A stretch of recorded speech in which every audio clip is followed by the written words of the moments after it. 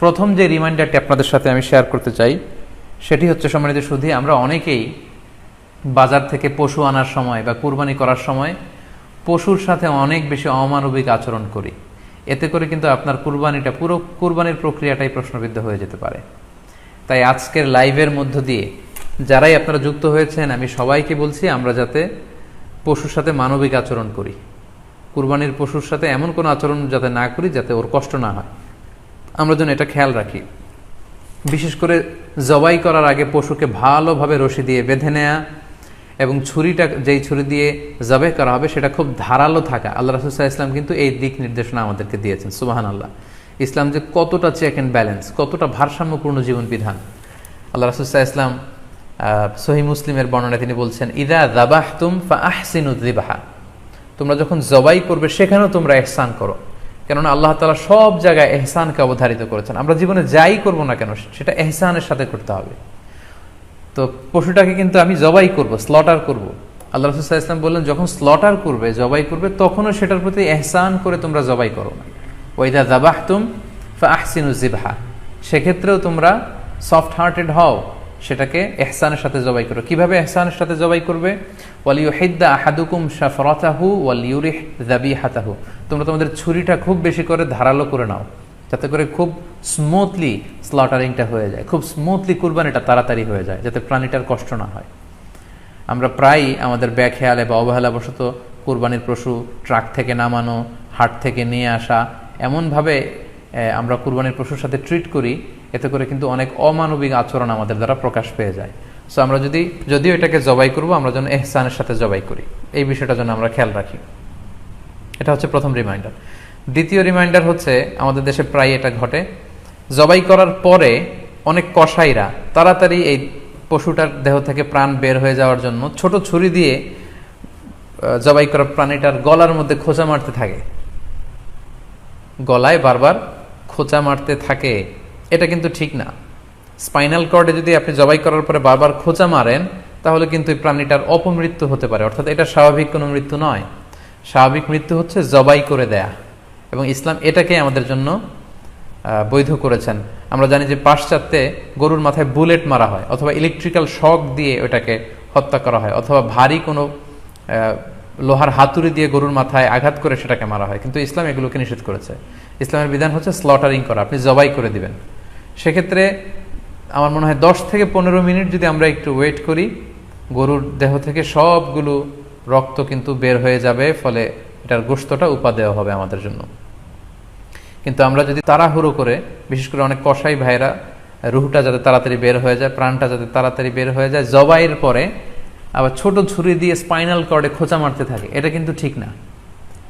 এতে করে যেটা হয়, এটা স্বাভাবিক মৃত্যু হয় না, বরং অপমৃত্যু হয়ে থাকে। আমরা যখন কুরবানি করি তখন প্রাণীটার শ্বাসনালী এবং কণ্ঠনালী কেটে যায়, এবং তারপরে রক্তনালী, যেটাকে ইংরেজিতে বলে জুগুলার ভেইন, এই জুগুলার ভেইনটা যখন কেটে যায় তখন কিন্তু প্রাণীটা আর ব্যথা পায় না। গবেষণায় দেখা গিয়েছে যে যদিও আমরা দেখি যে প্রাণীটা খুব ছটফট করে, লাফালাফি করে, কিন্তু আসলে সে ব্যথা পায় না। জুগুলার ভেইন যখন কেটে ফেলে তখন ব্রেইন তাকে স্পাইনাল কর্ডের মাধ্যমে হার্টে সিগন্যাল দেয় আরো বেশি পাম্প করার জন্য, আরো বেশি রক্ত পাঠানোর জন্য। ফলে দেহের সবগুলো রক্ত গলার ওই কাটা জায়গা দিয়ে কিন্তু বের হয়ে যায়। কিন্তু ওই মুহূর্তে আপনি যখন ছোট ছুরি নিয়ে এটার স্পাইনাল কর্ডে খোঁচাখুচি করতে শুরু করেন, তখন কিন্তু এটার অপমৃত্যু ঘটে, এটার স্ট্রোক হতে পারে, এটা হার্ট অ্যাটাক করে মারা যেতে পারে। তাহলে সেটা কিন্তু স্বাভাবিকভাবে জবাইয়ের মধ্যে দিয়ে মৃত্যুবরণ করলো না, বরং হার্ট অ্যাটাক করে বা স্ট্রোক করে সেটা মারা গেল। তখন কিন্তু আপনার কুরবানিটা প্রশ্নবিদ্ধ হয়ে যেতে পারে।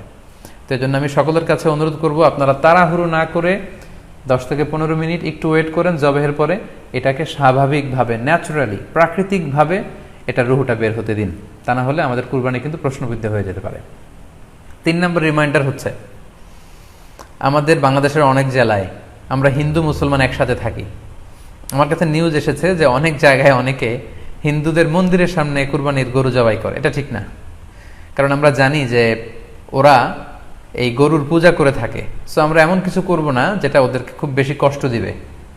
সো অনেকে শুনেছি যে উস্কানিমূলকভাবে তারা একটু দেখিয়ে দিতে চায় বা তাদের উপর প্রতিশোধ নিতে চায়, এরকম করে অনেক সময় হিন্দুদের বিভিন্ন গ্রামে মন্দিরের সামনে এই কুরবানির ব্যবস্থাপনা করা হয়। আমি বলবো যে আমরা এটা যাতে না করি। আমরা হিন্দুদের যে উপাসনালয় আছে, আমাদের হিন্দু ভাইদের উপাসনালয়গুলোকে স্কিপ করে এমন জায়গায় কুরবানি করব যাতে করে তাদের এই দৃশ্য দেখা না লাগে এবং তাদের এবাদতগাহের সামনেও যাতে আমাদের এরকম পরিস্থিতি তৈরি করতে না হয়, আমরা যাতে সাম্প্রদায়িক সম্প্রীতি আমাদের আবাদতের মধ্য দিয়ে বজায় রাখতে পারি এবং কোনো ধরনের উস্কানিমূলক কর্মকাণ্ডে যেন আমরা কখনোই যুক্ত না হই। 4 নাম্বার এবং সবচাইতে গুরুত্বপূর্ণ পয়েন্ট হচ্ছে, জি খেয়াল করে শুনুন, আপনাকে বলছি 4 নাম্বার পয়েন্ট হচ্ছে যে জবাইয়ের স্থান এবং বর্জ্য কুরবানির পরে এটাকে নিজ দায়িত্বে পরিচ্ছন্ন করুন। আই রিপিট, আমি আবারও বলছি, যেখানে আপনি কুরবানি করলেন সেটাকে এবং এই যে বর্জ্য ময়লা এটা নিজ দায়িত্বে আপনি ক্লিন করুন। সিটি কর্পোরেশনের ভাইয়েরা সরকারি তত্ত্বাবধানে সারা বাংলাদেশের এই সব বর্জ্য আসলে পরিষ্কার করা সম্ভব না। জরিপে এসেছে যে 50 লক্ষ গরু জবাই করা হয় প্রত্যেকটা কুরবানির ঈদে। তো সেক্ষেত্রে আমাদেরকে দায়িত্বশীল হতে হবে। কুল্লুকুম রাঈন ওয়া কুল্লুকুম মাসউলুন আন রাইয়াতিহি। আল্লাহ রাসূল সাল্লাল্লাহু আলাইহি ওয়াসাল্লাম বলেছেন, তোমরা প্রত্যেকে দায়িত্বশীল আর তোমাদের প্রত্যেকের দায়িত্বের ব্যাপারে কিয়ামতের ময়দানে আল্লাহ তাআলা কিন্তু তোমাদেরকে জিজ্ঞেস করবে। তাই আমরা যেন নিজ দায়িত্বে এই কুরবানির করার স্থান এবং বর্জ্য যেন পরিষ্কার করি। ব্লিচিং পাউডার দিয়ে বেশি করে পানি মেরে আমরা যেন পরিষ্কার পরিচ্ছন্ন রাখি, কারণ আত-তুহুরু শাতরুল ঈমান, পরিষ্কার পরিচ্ছন্নতা এটা হচ্ছে ঈমানের অঙ্গ।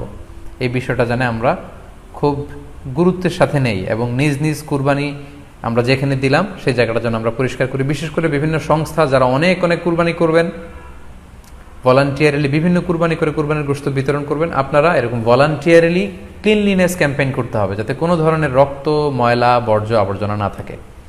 এই ব্যাপারটাকে যেন আমরা খেয়াল রাখি।